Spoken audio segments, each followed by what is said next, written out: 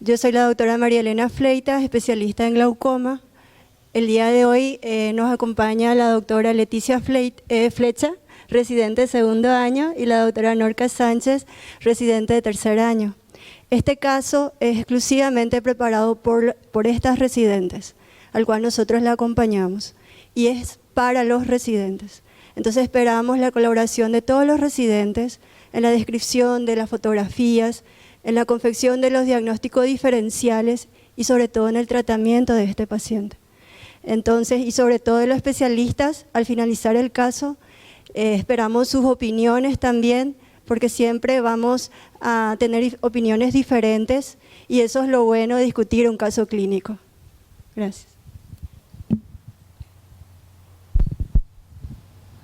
Buenas noches, doctores. Damos inicio así al presente caso, que se trata acerca de una femenina de 55 años de edad con antecedentes patológicos personales de diabetes mellitus de 20 años de evolución e hipertensión arterial, ambas no controladas o mal controladas, heredofamiliares, diabetes mellitus también, y oftalmológicos refiere panfotocoagulación en ambos ojos. Su motivo de consulta principal fue su disminución de la visión de 3 meses de evolución, al cual se agrega dolor de 2 meses de evolución. En la exploración oftalmológica podemos ver que en el ojo derecho tenía una agudeza visual de 20-40 sin corrección y de 20-30 con agujero estenopeico, y la presión intraocular estaba en 12 milímetros de mercurio. En el ojo izquierdo tenemos buena percepción de luz que discrimina colores y una presión de 40 milímetros de mercurio. Entonces empezamos viendo la biomicroscopía con iluminación difusa del ojo derecho, en el cual se observa piel y anexos sin particularidades, una conjuntiva con unas pingüéculas bicantales pigmentadas, córnea clara, iris de coloración homogénea y una pupila con midriasis media farmacológica. En una iluminación focal directa podemos ver más detalles de la cámara y podemos ver que esta está abierta. También contamos con un cristalino con una opacidad moderada que por la clasificación de LOX3 podemos decir que es una nuclear por opacidad y color de 2. Bueno, aquí presentamos una onioscopía también del ojo derecho que quisiera que el doctor me ayude, el doctor residente de Banco de Ojos, Daniel Alarcón, si está presente.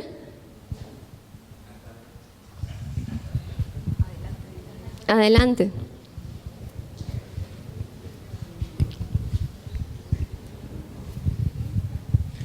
Sí, se puede observar que el ángulo está, en la gonioscopía se observa el ángulo abierto con las estructuras visibles que se observan hasta espolón escleral. ¿Qué graduación le pondrías en la clasificación de Schaffer?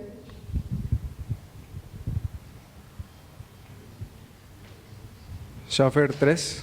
Muy bien, está bien, doctor, gracias.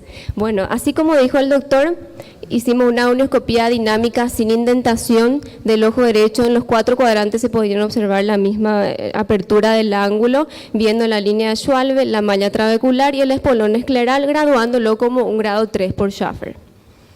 En el fondo de ojo, del mismo ojo, se observa un vítreo claro, nervios con bordes netos, coloración rosada, una excavación de 0,3 y emergencia de vasos centrales. Las arcadas temporales superiores e inferiores se pueden ver tortuosidad venosa con algunas cruces arteriovenosos patológicos. En área macular se puede ver microhemorragias y exudados blandos que están dispersos en la mácula y marcas de láser en la periferia. En el ojo izquierdo, por favor, si me puede ayudar el residente Diego Patiño, de Hospital de Clínica.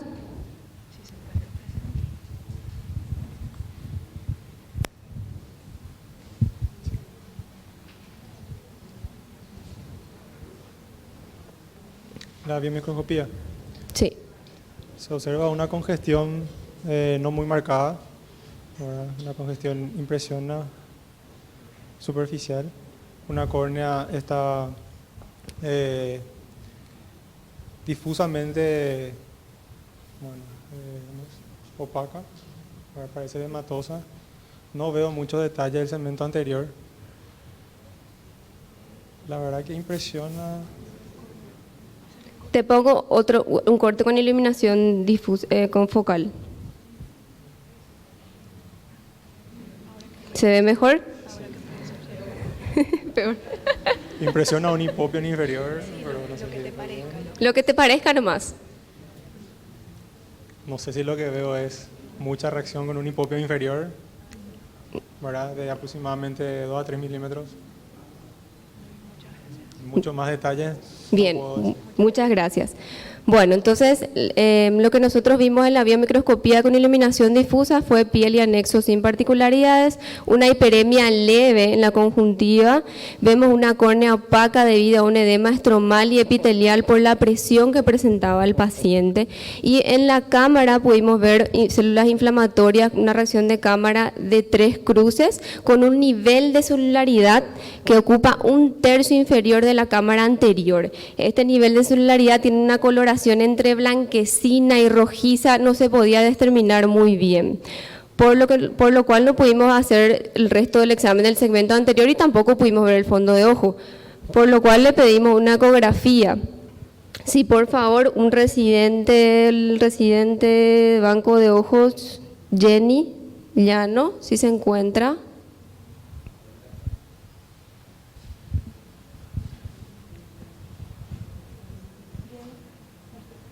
¿Sí? No está. Alma Ojeda, que me pueda describir la ecografía de IPS.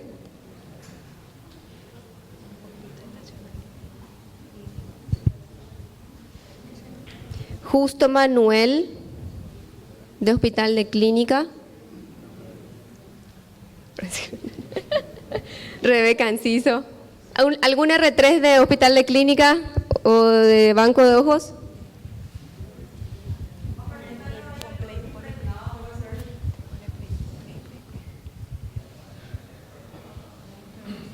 Sí, describime, doctora. Ecos puntiformes y aparenta hialoides impregnada. No sé si está bien. Ok. Bueno, esta ecografía se realizó en modo A y modo B, de una manera dinámica estamos mostrando acá, y se puede ver el globo ocular de tamaño y forma normal, se puede ver opacidades vítreas densas móviles de media a baja reflectividad que son compatibles con algún proceso hemorrágico o inflamatorio. Se ve un desprendimiento parcial del vítreo posterior con adhesión al nervio óptico, motivo por el cual no podemos caracterizar la excavación del nervio óptico. Retina aplicada y coroides sin particularidades. Entonces, teniendo toda esta clínica más el método diagnóstico solicitado, ¿qué hacemos ahora? Lo que hacemos todos los días, doctora. Bueno, entonces vamos a discutir. ¿Qué piensan ustedes que podría tener el paciente? ¿Alguien que quiera participar? Bueno, vamos a hacer esto un poco más fácil. Vamos a colocar las variables positivas en esta ecuación. Recordemos, esta paciente presenta diabetes e hipertensión no controlada como punto número 1. Está aunado a una opacidad vítrea comprobada por ecografía. ¿Esto podría ser un hemovítrea? Sí. ¿Podría ser de origen inflamatorio, una vitreitis? También. ¿Qué más tenemos? Celularidad en cámara anterior, como ustedes también lo han descrito. Y tenemos un incremento de la presión intraocular. Con todo lo que hemos descrito hasta ahora, ¿qué piensan ustedes que puede tener el paciente?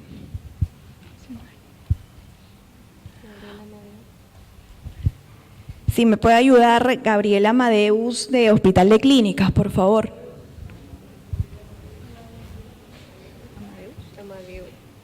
Perdón, Gabriela Amadeu.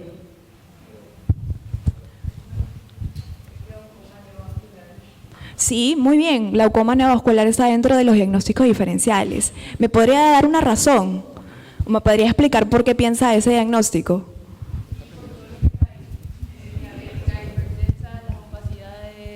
la cámara anterior es matosa, el aumento de la pío. Y el otro lado tiene una retinopatía diabética panfotocoagulada, lo que habla de que probablemente era una retinopatía avanzada del otro lado también. Sí, puede ser un glaucoma neovascular. ¿Alguien más que quiera opinar sobre qué más podría tener el paciente? ¿Algún otro diagnóstico diferencial?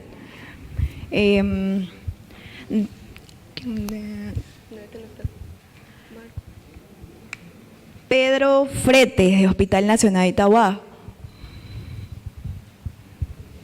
¿No está? Adriana Echevarría, de IPS. ¿Alguien que quiera dar alguna otra idea? Sí, glaucoma neovascular. ¿Algo más?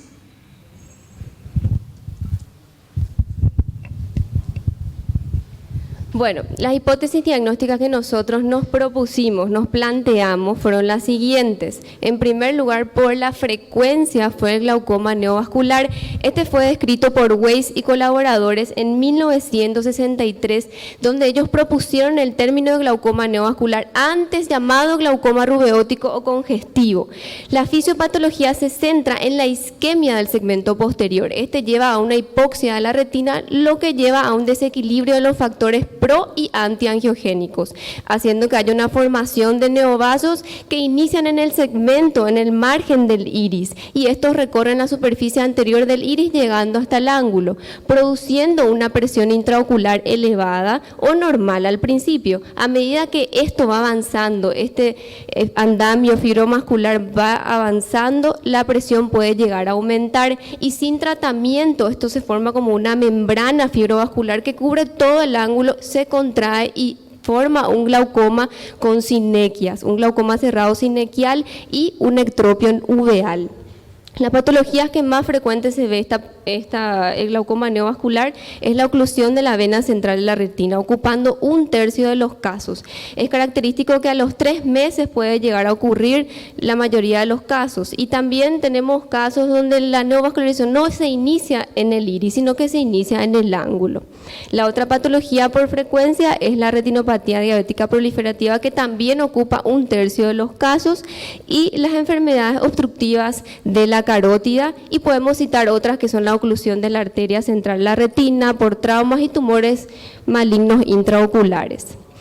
En la biomicroscopía con imagen ampliada podemos ver que a veces es muy difícil valorar los neovasos en el iris, por lo cual necesitamos magnificar la imagen y poder ver los penachos que se inician en el iris, y también el ectropion uveal producido por esa membrana fibrovascular. Este paciente que vemos en la biomicroscopía con iluminación difusa se presenta con una presión intraocular elevada, con una congestión conjuntival mixta, con edema corneal, también se presenta un ectropion y neovasos en iris y en ángulo. Otras características que no podemos ver aquí, puede también estar presente el ifema y el hemovitrio. Entonces, nosotros hicimos una correlación clínica de qué coincidía con nuestro paciente, y vimos que coincide la presión intraocular elevada, coincide el edema corneal y coincide el hemovitrio. Por la opacidad de los medios no podemos decir si había o no había una neovascularización en el iris y en el ángulo, entonces no podemos descartar esta patología.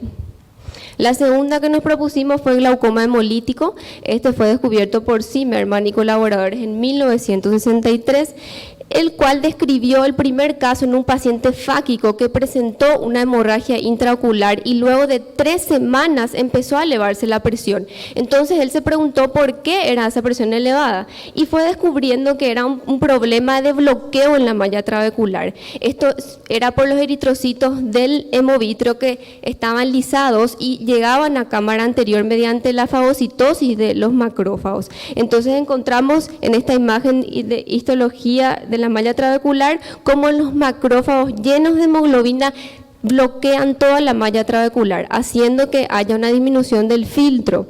Esto es una condición autolimitada porque vemos que es algo mecánico, no es algo permanente. La clínica de este glaucoma hemolítico se va a presentar con hipertensión ocular, con edema corneal, congestión conjuntival, un aspecto característico en la malla trabecular que es como rojizo amarronado, glóbulos rojos en la cámara anterior y hemovítreo. Entonces lo que coincide con nuestro paciente sería la presión intraocular elevada, el edema corneal, la congestión conjuntival y el hemovítreo. Y no pudimos hacer la gonioscopía, por ende no podemos saber las características de esa malla trabecular y tampoco parecía presencia de glóbulos rojos en cámara anterior porque parecía más algo blanquecino que algo rojizo. Otro diagnóstico diferencial es el glaucoma hemosiderítico, una condición muy rara que se asocia a hemorragias vítreas de años de duración. Esto es debido a que la hemoglobina es liberada por los eritrocitos lisados del hemovítreo y se divide en sus dos grupos, en grupo globina y en grupo M. El grupo M sabemos que contiene hierro en su interior y este hierro va a estar libre en la cavidad vítrea, siendo absorbido por varios tejidos intraoculares, entre ellos el endotelio de la malla trabecular. Este endotelio de la malla trabecular contiene un sistema de almacenamiento llamado apoferritina. Cuando este sistema se ve saturado, entonces vemos la acumulación de este hierro inorgánico llamado hemosiderina en el endotelio, lo cual es tóxico para el mismo y produce cambios degenerativos, escleróticos e irreversibles para la malla trabecular, causando una alteración permanente del trabéculo. La clínica de esta patología es la presión intraocular elevada por este daño que tenemos en la malla trabecular, una tinción férrica de la córnea o de la cápsula anterior, catarata, retinopatía pigmentaria y hemovítreo. Lo que vimos que coincidió con nuestro paciente fue la presión intraocular elevada y el hemovítreo. No pudimos descartar los demás porque no podíamos ver por la gran celularidad de la cámara anterior. Y vimos también como hipótesis diagnóstica la endoftalmitis endógena. Esta se presenta en 2 a 6% de los casos de toda la endoftalmitis. Lo interesante de esta patología es que nuestra paciente era diabética y este es un factor de riesgo predisponente más común para la endoftalmitis endógena. La fisiopatología de esta, específicamente en una paciente diabética, ocurre porque tiene un aumento de la permeabilidad de los vasos. Esto hace que sea mucho más fácil que haya un traspaso de los gérmenes del torrente sanguíneo a la barrera, que crucen la barrera hematorretiniana, causando una infección e inflamación intraocular. Entonces, los gérmenes más frecuentes que tenemos son el estáfilo como gram positivo, tenemos a la Klebsiella pneumoniae como gram negativo y a la cándida como representación de los hongos. Entonces, lo característico de estos pacientes es que se va a presentar con signos sistémicos, puede tener fiebre o malestar general, algo que me indique que está sistémicamente el paciente está mal, ¿verdad? Entonces, cuando se reportó que en 50% de los casos, muchas veces esto se inicia con signos oculares sin tener un foco de bacteriemia evidente, por lo cual se retrasa el diagnóstico y hace que sea un pronóstico peor para el paciente, ¿verdad? La clínica que podemos ver en estos pacientes son la presión intraocular elevada, la inyección ciliar, edema corneal, precipitados queráticos, que esto se caracteriza por ser células inflamatorias en endotelio, hipopión, reacción inflamatoria en cámara anterior y vítreo, hemorragia e infiltrados en retina por la misma infección. Lo que coincidió con nuestro paciente fue la presión intraocular elevada, que en los casos de una endoftalmitis vamos a tener debido a una sinequia. Podemos también tener presión baja por casos de ciclitis o inclusive normal. En el caso de nuestro paciente era una presión elevada. Tenemos también el edema de córnea, tenemos la reacción inflamatoria en cámara y en vítreo y las hemorragias infiltradas en retina que se pudo demostrar mediante ecografía. Entonces, el hipopión puede ser un diagnóstico diferencial, o sea, el hipopión porque se veía un nivel de celularidad blanquecino que ocupaba el tercio de la cámara anterior. Y por último, el diagnóstico, hicimos la propuesta de que sea un glaucoma por células fantasmas. Este fue descrito por Campbell en 1976. Él describió esta patología y afirmó que habían glóbulos rojos envejecidos, células fantasmas que provenían del hemovítreo. Estas se formaban después de 1 a 3 semanas. estas células fantasmas migran a la cámara anterior mediante una hialoides disrumpida, ya sea por algún trauma o alguna cirugía, o de manera espontánea. En la microscopía confocal que se ve abajo podemos ver una célula vacía que presenta un gránulo más pigmentado adherido a la membrana interna, que puede ser característico del cuerpo de Heinz. En la biomicroscopía del paciente a la izquierda, la derecha, podemos ver que es un paciente en su primer día postoperatorio de vitrectomía por vía pars plana con colocación de válvula de Ahmet y colocación de tubo en segmento posterior por vía pars plana. Este paciente se presenta en su primer día con una congestión conjuntival, con edema de córnea, con reacción inflamatoria, reacción de cámara anterior de 3 cruces y con un nivel de celularidad que ocupa 1/3 de la cámara anterior, con una coloración entre blanquecina y con hilachas rojas que se ven, que son compatibles con un pseudohipopium. Y la celularidad en cámara anterior era muy característica de las células fantasmas, que tienen una coloración amarronada, como bronceada, que son característicos llamados como células Kaki. Entonces, viendo toda esta clínica de este paciente diagnosticado con glaucoma de células fantasmas, podemos decir que coincide en toda su clínica con nuestro paciente, por lo cual clínicamente lo diagnosticamos como un glaucoma por células fantasmas. Lo que hicimos, el plan inmediato que instauramos fue bajar la presión. Esto lo hicimos mediante medicamentos tópicos con la triple terapia fija, que es la brimonidina, timolol y dorzolamida, y con midriáticos, tropicamida y fenilefrina, y también sistémico con acetazolamida de 250 miligramos cada 6 horas.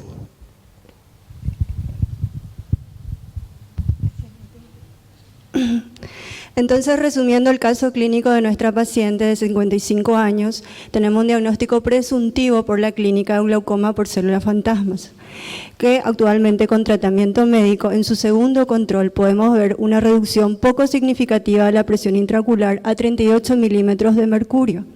Entonces, nosotros nos planteamos aquí con esta paciente qué intervención realizarle a la paciente. Recordemos que es una paciente que percibe la luz, tiene buena percepción luminosa y que discrimina los colores. Entonces, dentro de lo más sencillo a lo más complejo, primeramente nos pensamos en un lavado de cámara anterior. Está descrito que esta patología produce hipertensión ocular debido a una obstrucción mecánica de la malla trabecular y no un daño en la ultraestructura. Entonces, con un lavado podíamos liberar esa malla y volver a bajar la presión intraocular. O a un procedimiento más complejo que es la vitrectomía vía pars plana, con el objetivo de eliminar ese hemovitro antiguo y con eso las células degeneradas y por tanto permitir por lo tanto bajar la presión intraocular.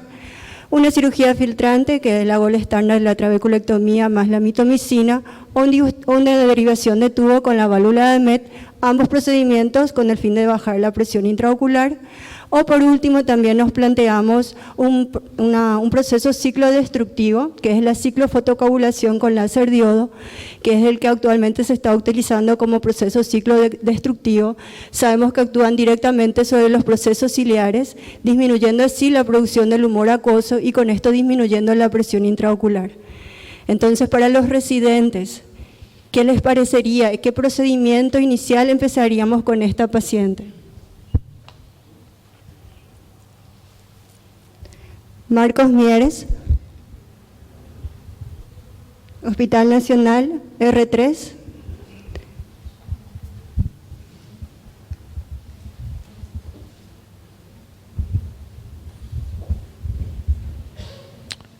Y sugeriría por empezar por lo más sencillo, un lavado de cámara anterior a fin de liberar la obstrucción mecánica. Perfecto, Marcos. Vamos a pasar.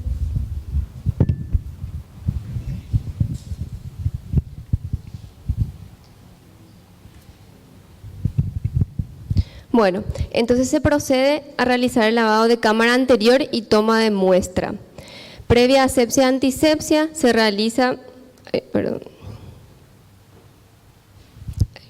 Previa asepsia antisepsia se realiza una paracentesis con un cuchillete de 15 grados en hora 10 y se realiza la aspiración de la muestra.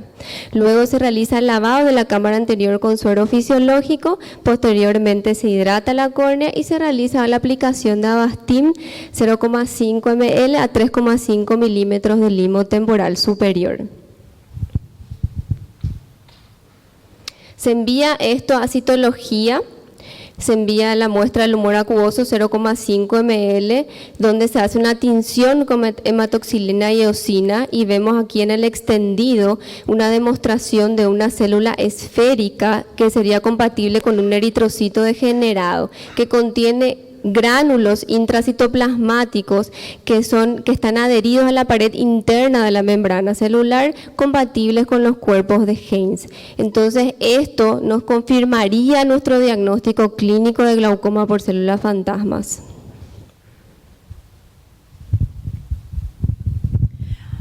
Continuando con la disertación del caso clínico, presentamos esta fotografía del primer día posoperatorio de lavado de cámara anterior, en donde podemos observar la piel de anexos normales, hiperemia conjuntival, la córnea se encuentra clara, donde ahora podemos ver con claridad ya los detalles del iris, en donde no visualizamos neovasos o rubiosis. Siguiente. Al corte óptico en la lámpara de hendidura, observamos que la cámara anterior está formada y hay celularidad de una cruz. Se le hace la gonioscopía y los ángulos están abiertos en los 4 cuadrantes. Al 7º día posoperatorio de lavado de cámara anterior y en este corte óptico en la lámpara de hendidura podemos observar que la córnea se encuentra clara, la cámara anterior está formada, la celularidad es de 3 cruces, donde podemos observar una gran cantidad de celularidad compatibles con células fantasmas o células Kaki por su coloración amarronada. Retrocede todavía. Ok, en este 7º día posoperatorio la presión intraocular es de 23 milímetros de mercurio, manteniendo una huesa visión de buena percepción de luz. Recordemos que esta presión, comparado con el primer día posoperatorio que tuvo 20 milímetros de mercurio, incrementó. Con estas características y la celularidad que vemos en cámara anterior, nos vemos en la necesidad de tomar una decisión, o de someter al paciente, intervenirlo quirúrgicamente y hacerle un lavado de cámara anterior, u optar por un tratamiento más definitivo. Se reunió con el departamento de retina y se decidió hacer la cirugía de vitrectomía vía plana. En este video les mostramos la cirugía realizada al día siguiente de este control, en donde también se le realizó facomulsificación con colocación de lente intraocular sin ninguna complicación. Se colocan los trócares esclerales a 3 milímetros de limbo y se hace la vitrectomía a 23 Gauss. Ya haciendo la vitrectomía intraoperatoriamente se encuentra un hemovitrio, como podemos observar, bastante denso, antiguo, y también ya al poder ver los detalles del fondo de ojo se observan membranas fibrovasculares a nivel del disco óptico y también a nivel de la arcada temporal superior, las cuales se le hizo peeling de las mismas. Se le hace la panfotocoagulación complementaria y se hace el intercambio fluido-aire, concluyendo la cirugía con la colocación de gas SF6 en concentraciones no expansibles al 14%, finalizando con una colocación intravítrea de bevacizumab. Siguiente. Al 6º día posoperatorio de esta faco más vitrectomía, observamos que piel y anexos se encuentran normales, la piel, hay hiperemia conjuntival, la córnea se encuentra clara, sin embargo observamos una membrana de fibrina adherida a todo el borde pupilar. Logramos bajar la presión intraocular a 15 milímetros de mercurio con una huesa visual de mala percepción de luz que ya no discrimina color. Ahora les mostramos un panorama general de la evolución tonométrica y clínica del paciente, recordando que este paciente llegó con 40 milímetros de mercurio asociado a dolor sin ningún tratamiento hipotensor ocular. Luego de la instauración del tratamiento hipotensor tópico y sistémico, la presión intraocular disminuyó a 38 milímetros de mercurio, todavía con dolor. Luego del lavado de cámara anterior y en el primer día control, la presión disminuyó a 20 milímetros de mercurio, pero al séptimo día este volvió a incrementar a 23 milímetros de mercurio sin dolor y en tratamiento con timolol y dorzolamida. Luego de la FACO más lío más vitrectomía vía parasplana, la presión bajó otra vez a 15 milímetros de mercurio, ahora sin dolor y en tratamiento con timolol y dorzolamida. Bueno, ahora vamos a hacer una revisión teórica sobre lo que es el glaucoma de células fantasmas, que es el diagnóstico que tiene nuestro paciente. Esta es una entidad muy poco frecuente que fue descrito en 1976 por Campbell, clasificado como un glaucoma secundario de ángulo abierto asociado a un hemovitrio de larga data, en donde se van a formar las células fantasmas a la primera y tercera semana del formado el hemovitrio. Estas células fantasmas son glóbulos rojos degenerados que tienden a disminuir de tamaño, a redondearse y a ser más rígidas. Cambian su estructura morfoestructural en relación con un glóbulo rojo normal, que tiene la propiedad importante de ser flexible. Entonces esta célula fantasma pierde esta importante característica. Y se pueden observar a través de la citología los cuerpos de Haynes, que es la hemoglobina desnaturalizada que se adosa a la pared interna de la membrana celular de esta célula fantasma o célula Kaki, denominada así porque adquiere una coloración amarronada o anaranjada debido a la degradación del glóbulo rojo. Ahora, para poder entender el mecanismo fisiopatológico que se produce en nuestra paciente y por qué es que incrementa la presión intraocular, tenemos que hacer un recuento anatómico de cómo es la estructura de la malla trabecular. En esta imagen podemos presentar que la malla trabecular tiene 3 secciones: la uvial, la corneoescleral y la yuxtacanalicular. Y como podemos observar, esta tiene porosidades y conforme se va acercando al canal de Schlemm, esta va disminuyendo en tamaño. A nivel yuxtacanalicular, el tamaño de las porosidades es de 10 micras. Aquí en esta zona hay un incremento en la resistencia del flujo del humor acuoso. Entonces, en esta imagen 3D presentamos el hemovitrio, las células rojas, cómo pasan del segmento posterior a la cámara anterior, atraviesan la malla trabecular y por su característica propia de flexibilidad pueden atravesar y deformarse atravesando las estructuras más pequeñas dentro de la malla trabecular y drenarse hacia el plexo venoso epiescleral a través del canal de Schlemm. Pero ¿qué sucede en nuestro paciente? Aquí tenemos una imagen macro de la malla trabecular con gran cantidad de células fantasma o células Kaki que se van a quedar en el tercio medio y tercio interno por el mismo hecho que tienen las porosidades más pequeñas, acumuladas, produciendo una obstrucción mecánica. Entonces el humor acuoso ya no va a fluir normalmente y vamos a tener un incremento de la presión intraocular. Mediante este artículo, este es un ensayo clínico que se hizo en gatos y en monos para determinar el mecanismo fisiopatológico de esta entidad y donde se concluyó que la causa de la hipertensión ocular no es un daño en la estructura de la malla trabecular, sino más bien una obstrucción mecánica. Es por esta razón que los lavados de cámara funcionan muy bien.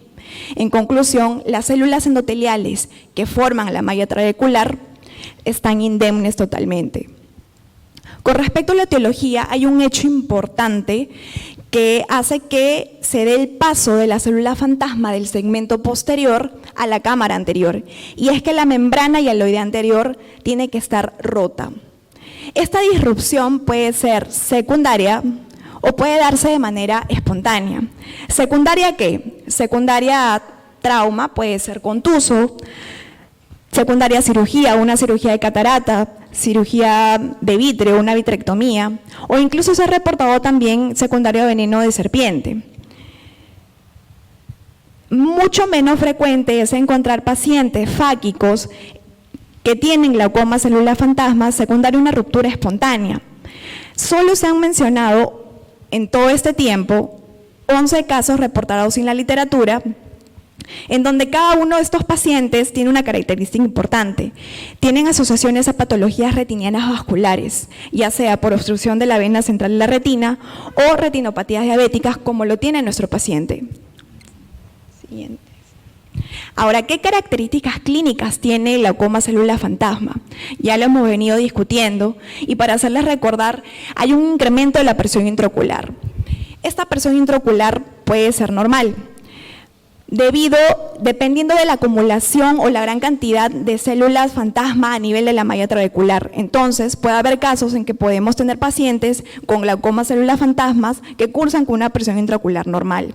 Además, esta es una patología que se asocia a un ángulo abierto y puede estar asociado también a dolor ocular, hiperedema conjuntiva leve y edema corneal, dependiendo del incremento de la presión intraocular que se dé secundario a la cantidad de acumulación de células fantasmas a nivel de la malla trabecular que produce la obstrucción mecánica.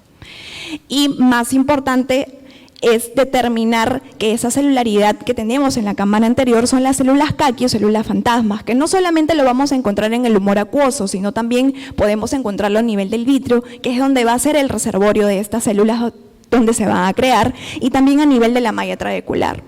En esta imagen podemos ver que esta celularidad que se presenta en el tercio inferior de la cámara anterior son las células fantasmas. Este nivel que se presenta en esta imagen tiene una combinación de células fantasmas de color amarronado o medio blanquecino con glóbulos rojos frescos, y esto es el pseudohipopium. Finalmente, en esta imagen, en macro, y en este esquema vemos esta combinación de estos dos niveles, y este tiene un signo característico con nombre propio que se llama Candy Strait. Es por eso que todos ustedes tienen en sus manos un caramelo con estas características, para que nunca se olviden que en esta patología existe ese signo. Finalmente, para hablar del tratamiento, si no se les ha dado al final se les va a dar, no se preocupe. Para finalizar, hablando del tratamiento, esto se divide en médico, quirúrgico temporal y quirúrgico definitivo. Y es lo que hemos estado haciendo con nuestro paciente. Cuando llegó el paciente se le instauró una terapia hipotensora ocular, tópica y sistémica. Luego se le hizo un lavado de cámara anterior. Este es un procedimiento tanto diagnóstico como terapéutico. Y finalmente, el tratamiento definitivo a través de la vitrectomía vía plana, porque es ahí donde vamos a eliminar el reservorio, donde se crean las células fantasmas, y vamos a solucionar el problema de raíz. En estos reportes se concluye que la vitrectomía vía plana es el tratamiento definitivo y se obtuvieron buenos resultados a largo plazo en el control de la presión intraocular, incluso sin dar tratamiento médico tópico y sistémico.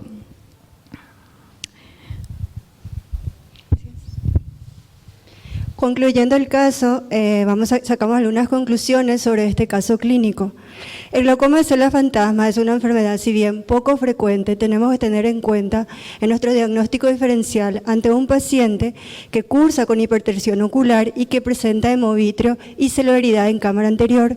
Y no olvidarnos el signo característico que nos comentó la doctora, que es el pseudohipopion. De ahí viene la palabra pseudohipopion, que no son acumulaciones de fibrina y célula inflamatoria, sino células degeneradas, que son las células fantasma, las células Caqui, de color marrón, entremezcladas con los hematíes, que son los hematíes frescos. Entonces se ve un color marrón blanquecino mezclado con un color rojo.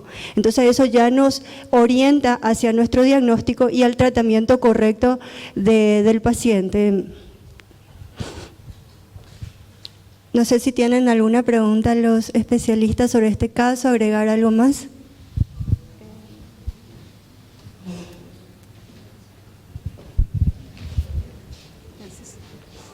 Sí, buenas noches. Buenas noches, doctora. Gracias. Es hermoso este tema, es bastante completito. Gracias, doctora. Todo el bollo del paciente, pobrecita, no estaba bien tratada, ni de su diabetes ni de su hipertensión, así que la responsabilidad médica en este caso es muy relativa, ¿verdad?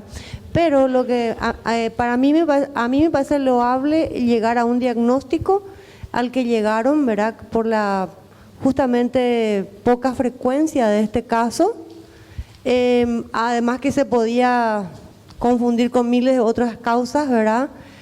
Y bueno, todas complicadas en sí, ya con un problema vítreo, ¿verdad? Un desprendimiento vítreo y todo eso, pocas probabilidades de recuperar la visión. Ahora, yo me pregunto, ¿se salvó el órgano? ¿Se bajó la presión? ¿Se disminuyó el dolor o desapareció el dolor por glaucoma? Todo genial, se sacó la infección. Pero yo me pregunto, ya como una médica antigua de clínica simplemente, Este es un caso súper para estudiar el paciente, un paciente que viene y bueno, ¿por qué se tardó 15 días en hacer todos los procedimientos que a lo mejor un médico, ustedes son muy jóvenes, ¿verdad? Pero un médico ya más o menos experto de 35, 40 años, a lo mejor ya lo haría todo en un ratito esto, ¿verdad? ¿Por qué? Porque tienen todos los medios para llegar a lo que se hizo. ¿Y por qué se tardó en sacar la muestra? ¿Por qué se tardó? ¿Por qué el paciente entró con buena proyección luminosa y salió con mala proyección o percepción luminosa? O sea, en ese caso, por ejemplo, el paciente va a decir, pero ahora yo no veo nada, ¿verdad? Ese es lo único que yo, como poniéndome en el lugar de un paciente que podría llegar a quejarse de un médico y como que tenemos que cubrirnos, nosotros tenemos que cubrirnos legalmente, ¿cómo tendríamos que tratar a este paciente, prepararle psicológicamente al resultado? Porque llegar en 15 días a un tratamiento definitivo de esto, a mí me llama mucho la atención. Gracias. Gracias, doctora. Felicitaciones por todo. Muchas gracias, doctora. Sí, sí, es cierto, doctora. Nosotros, bueno, como está descrito primeramente con los pacientes con hipertensión ocular, y sí, este es un ojo que nosotros queríamos salvar, no solamente el órgano, sino la funcionalidad, la percepción luminosa que presentaba la paciente. Entonces, como nos dice la guía, nos dicen nuestros protocolos, inicialmente empezamos en su primer día de consulta, que fue con el residente, le inició el tratamiento hipotensor con triple terapia y tanto tópico y también sistémico, y con el midriático que era para el dolor. Eso se inició con el residente, que fue el que le recibió al paciente, el que le quitó las fotos y el que fue el primero en ver el caso. Ya con nosotros en el departamento de glaucoma, al hacer el diagnóstico de glaucoma de células fantasmas, se decidió primeramente el lavado de cámara anterior para bajar la presión intraocular, para aliviar el dolor y, como usted mismo dice, para conservar esa visión, el cual logramos. A la semana se bajó la presión intraocular de 40 a 20. Esta presión intraocular no era de una semana, era de 3 meses de evolución probablemente. Sí. Sí. Sí, doctora. A la semana… 40 a 38 en 15 sí, días, es mucho puede tiempo. Ponerla. A la semana nosotros le controlamos y la presión bajó muy poco. Entonces se le preparó, que no es doctora, a la semana, es a los 15 días. No, doctora, sí no le fue, estoy a la semana sí. entonces. Bueno, se le preparó para el lavado cámara anterior. La paciente esa semana que se le preparó no estaba en condiciones metabólicas para la intervención. Se le suspendió la cirugía por la glicemia alta. Entonces se le programó para la semana siguiente ya con un buen control metabólico. Sabemos que la vida está primero antes que todo. Entonces Exacto. ese fue el retraso, ¿sí?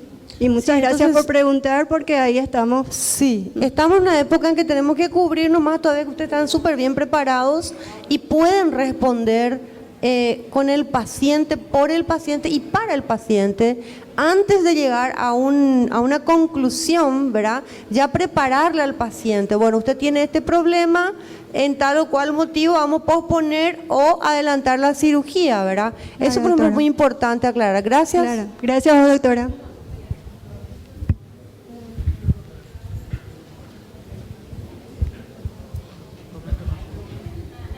¿Qué tal, doctora?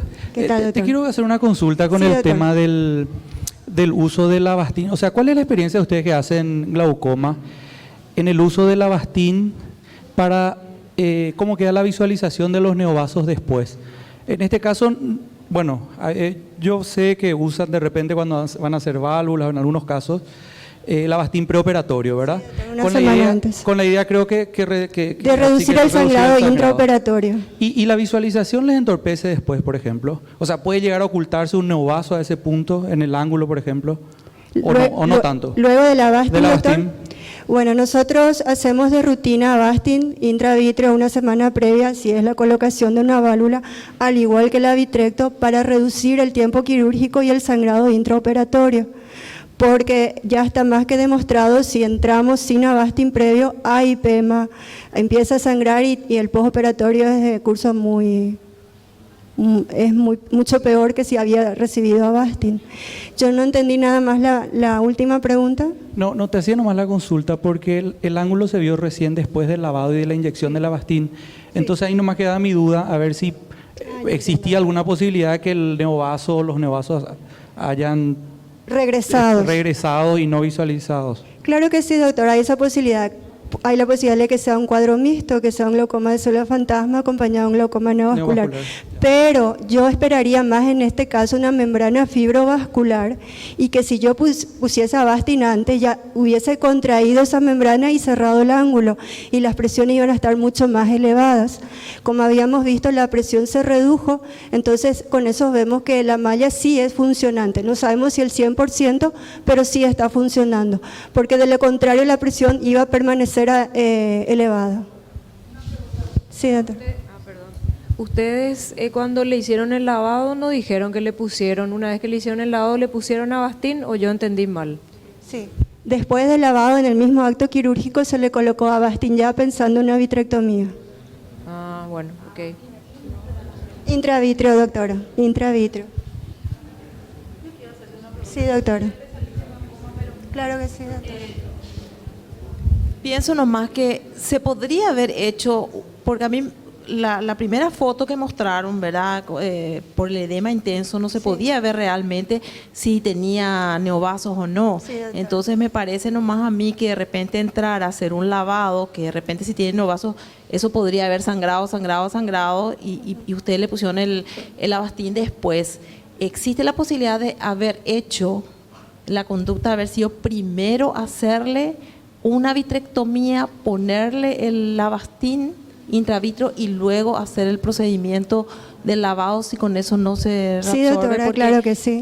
Después se vio muy bien todas las estructuras, sí, pero no sé, a mí medio me da miedo, ¿verdad? Si alguien me dice entrar a hacer un lavado en un ojo así, lo primero que voy a pensar es que tiene neovasos y que me va a sangrar y que de ahí no sé cómo voy a parar ese sangrado, ¿verdad? Así mismo, doctora. También está descrito que, claro, una vez que están a hacer una intervención primaria de una vitrectomía para tratar el origen del hemovitrio y ya, claro que sí, en el mismo acto del lavado de cámara anterior. Nosotros optamos primeramente con el lavado, no por la certeza que teníamos del diagnóstico, claro que siempre hay esa duda del diagnóstico que teníamos, ¿verdad? Pero decidimos hacer el lavado ya porque sabíamos que teníamos que hacer la Avastin previo a la vitrectomía. Entonces ya con ese acto quirúrgico ya hicimos el lavado. Entonces la señora iba a tener una intervención previa a la vitrectomía, que iba a ser la colocación de la Avastin una semana previa. Entonces, ya que iba a hacer esa intervención, nuestro objetivo principal era bajar la presión intraocular. Y por el mecanismo descrito por la compañera, sabemos que con el lavado podemos reducir la presión intraocular. Y todo por los riesgos que usted comentó recién, sí, cierto, con esos riesgos nosotros entramos y realizamos el lavado. ¿Alguna otra pregunta que tengan?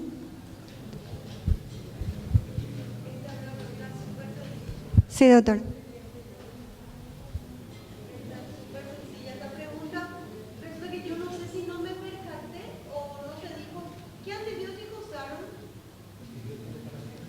Este es un cuadro no infeccioso y no inflamatorio. Nosotros no usamos corticoides tópicos, si pudieron fijarse, usamos midriáticos para el dolor y el cuadro infeccioso se descartó desde un momento porque era un pseudohipopion y no un hipopion. Sí, doctora, claro que sí. Yo les quiero contar una anécdota de residente.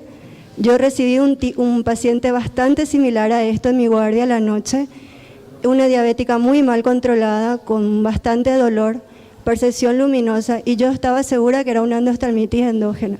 Y esa noche no dormí, estuve ahí con la paciente hasta el día siguiente y presentarle al especialista tanto de glaucoma y retina, hasta que al ver al paciente me dijeron, por esas características que le comenté del Candy Stray, ahí hicieron el diagnóstico de un glaucoma por células fantasmas. Y ahí fue mi aprendizaje con mis maestros.